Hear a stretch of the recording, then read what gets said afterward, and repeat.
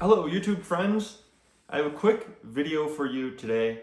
I'm going to talk about the greatest lesson that I learned while on a 7-day meditation retreat, which happened to be in Texas. So I went to a yoga ashram in Texas. And the ashram is, it'd be like a monastery basically in the West. So there's monks who are residents who live there, and then they had this retreat. So other monks also came, who they considered to be a guru. A guru of yoga came, and there was meditation and there was lessons. And at the end of this week, it produced this incredible transformation in the way I think. So let's get right into it. I'm a very goal-motivated person, very goal-oriented, achievement-oriented. I've always been like that, since I was 18, writing down goals, striving after this, after the next thing. I'd have my vision board, and the vision board with images of all the things I wanted, most of the material things, and I would check them off. And and then I would, after a couple of years, I'd create a new vision board. Yeah, I got 90% of the things checked off. Let's make a new vision board. Let's keep checking things off. Keep striving after these goals. So this video is going to be relevant for the the type A personalities who have that goal orientation and are always striving. You always need to do better, need to push the limit. Once you achieve that goal, you're immediately on to the next one. It's like, okay, I ran a marathon, now I need to run an ultra marathon, now I need to run an Ironman, and pushing the limit. Because what was my experience was that, you have this achievement mindset, and you learn, there's lots of teachers out there who will teach you how to hit those achievements consistently, but the satisfaction isn't there. You're always striving, you're always aiming for something new. Even once you've hit those achievements, you cross it off, and you aren't whole and fulfilled and complete within yourself. You're just on to the next task. So you're always behind, a moving horizon that's moving away from you, that's always on the horizon. So when you're driving on a road trip, you never reach the horizon. It's always out there in front of you. You never actually reach there. So a lot of these type A achievement-driven personalities get this feeling of, well, I'm getting all these achievements, but I'm not happy. And the biggest example of this is Robin Williams. He was adored by everyone. He obviously started in comedy, did well in TV shows and movies, then he did serious movies, and then he hung himself. So that's evidence that achieving, hitting those achievements, that's not enough. There's something missing.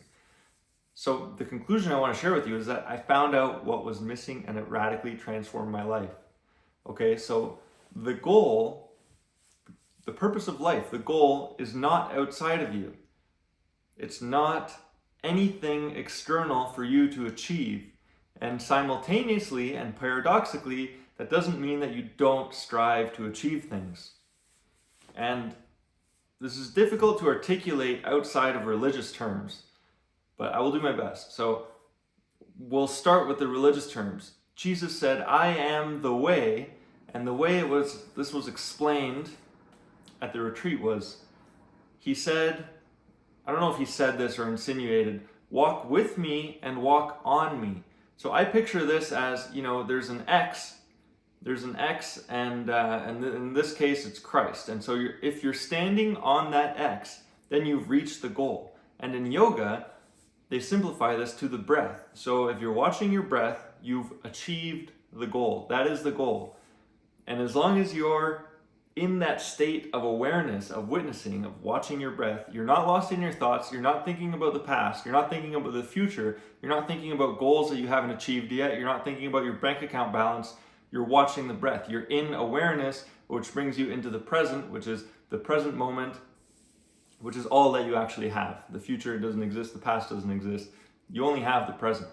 There's thoughts about the future, there's thoughts about the past, those exist, but the future and the past, they never come. There's only the present moment. So the goal is to stay in that present moment. So this is really the takeaway, is to the extent that you're standing on that X, that you're in the present, and in this example, you're watching your breath, you've achieved the goal. You're there. You made it. And this totally changed the way I think, because I used to be, okay, once I hit this income, then then I'll be whole, then I'll be happy, then I'll be complete, then I can relax, and and these are just thoughts, and they never actually materialize because you just keep moving the bar out in front of you over and over again. So that's the pattern. The pattern is there's a bar, a standard, some achievement out in front of you, and you're walking around, it's like a donkey with a carrot dangling from a stick. The donkey never gets closer to the carrot, no matter how fast he runs. So instead, this is saying, no, what you're seeking after is already inside of you. Like, it's inside your heart, it's inside of your soul. So being present in the moment, you've achieved the goal. And then later I came up with this analogy, which I really like. I did it I was doing a 12-hour walk. Silent walk for 12 hours. No talking to anyone, no music, no earbuds, just silently walking in nature for 12 hours. And this is the insight that came to me, was the hunter is only happy when he catches his prey. The fisherman, I was walking down a river, beautiful, mountain river, and there was lots of fly fishermen. The fisherman is only happy when he catches the fish. If the fisherman goes home with no fish, he's not happy. He'd say, yeah, it was a nice day of fishing, but the goal was to catch the fish.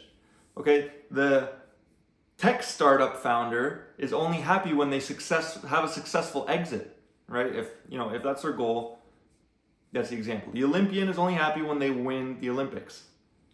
The yogi, this is the big difference. The yogi is happy when they're aware of their breath. That's the goal. And it's always with you. It's always there. You're literally always with your breath. So the yogi's always happy because you're always watching your breath. And, talk to different yoga teachers. They'll say, that's the deepest goal, is to have this continuous awareness. And different practices will say, your focus, the breath isn't what is important. It's the importance is that you're focusing on something that's in the present. So, in the Bible it says, pray ceaselessly. So if you're focused on that prayer, if you're consciously creating this mental dialogue instead of allowing external automatic dialogue to come to you, then it's the same thing. To the extent that you're spending time praying ceaselessly, you've achieved the goal. You're not waiting for anything external to happen or some external temporary circumstance. Because even when you do sell the company and have a big exit, even when you do, win the race or whatever, get the car, you get the job, you get the raise, those are instants in time. So they're not continuous. But your awareness and being present is continuous.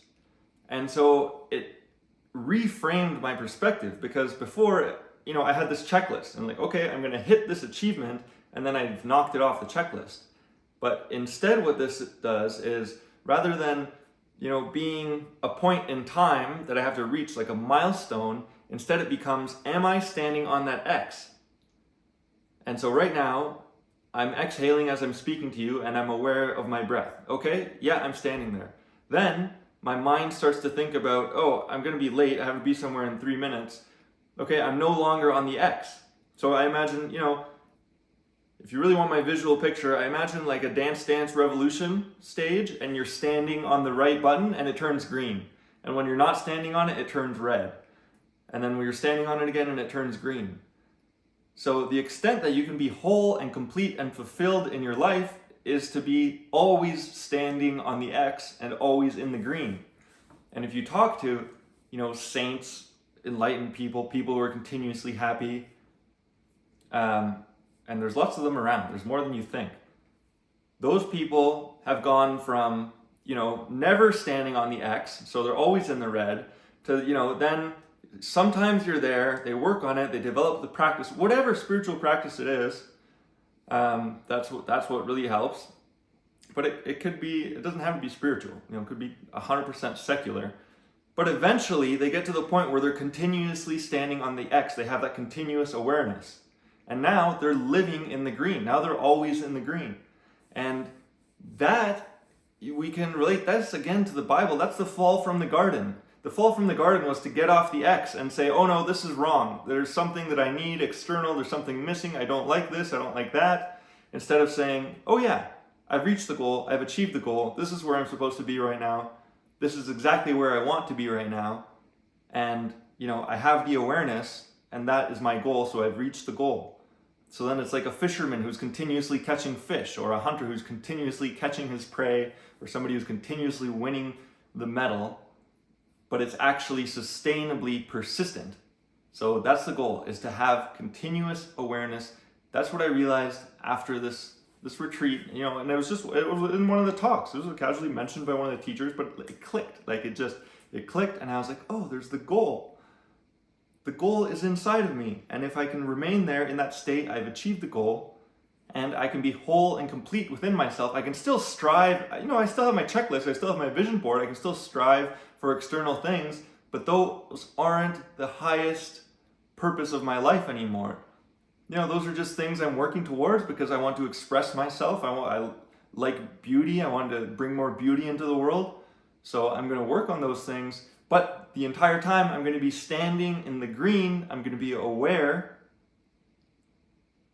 and I'm already going to have reached my goal. So I'm acting and working from a place of centeredness rather than from a place of, oh, I'm behind on my goals, I haven't reached yet where I want to be. No, I'm exactly where I want to be, and now everything I do is just an expression of my gratitude and joy for life.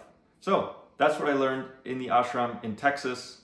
Comment below if you can understand this, if I did a good job of explaining this, or maybe you need to go to an ashram too and hear it from somebody who's very advanced, who can explain it better. But thanks for watching.